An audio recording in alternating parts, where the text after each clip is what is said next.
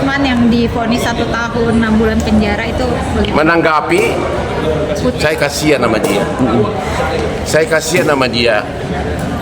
Perantau dari kampung begitu mengais rezeki di ibu kota, ya, harus mengalami nasib seperti itu karena tidak bisa menjaga mulutnya. Saya kasihan sama dia, saya kasihan aja.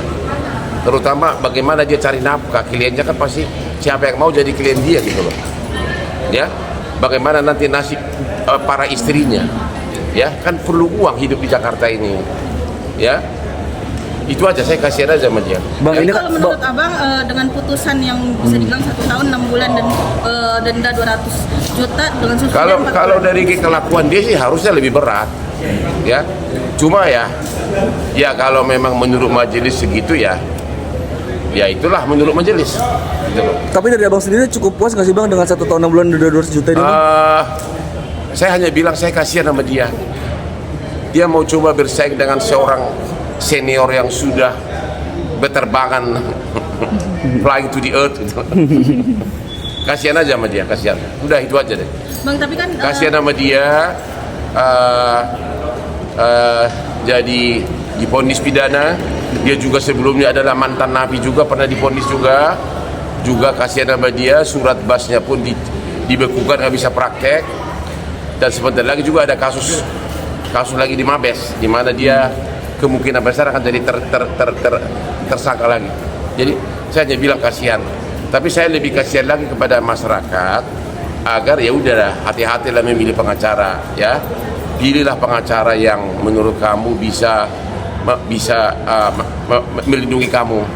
Yang jelas saya yakin hampir semua hakim marah sama dia karena dia pernah teriak-teriak depan persidangan mengatakan koruptor.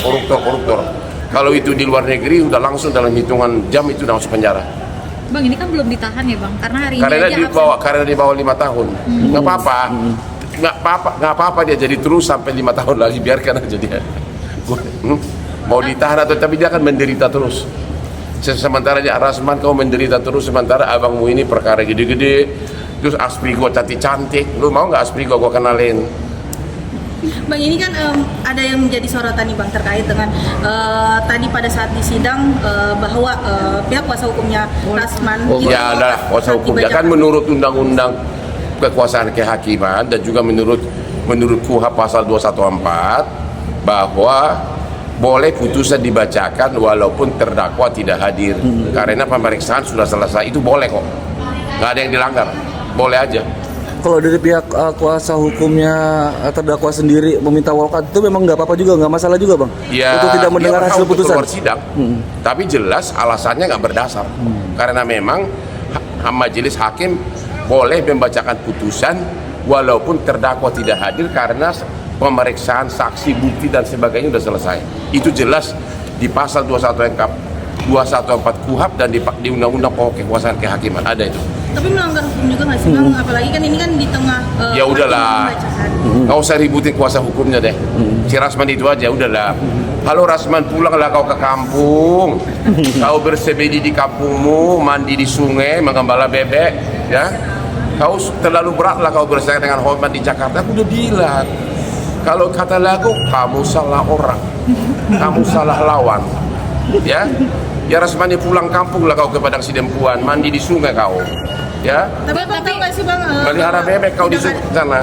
Bang, ini kan 5 tahun ya, di bawah 5 tahun, nggak harus di penjara juga. Gitu. Gak apa-apa dia terus sampai karena dia akan terus hidupnya akan begitu terus. Intinya siapa yang mau jadi klien dia lagi? Coba siapa? Mati lah bang karirnya. Ya udahlah, kasihan para istrinya nanti siapa yang biayain. Tapi abang tahu nggak sih dengan ketidakhadiran beliau bahwa beliau saat ini sedang sakit dan dirawat? Emang gue pikirin kalau saya tahu nggak? Ngapain gue pikirin? Ya? Emang si Rasman siapa?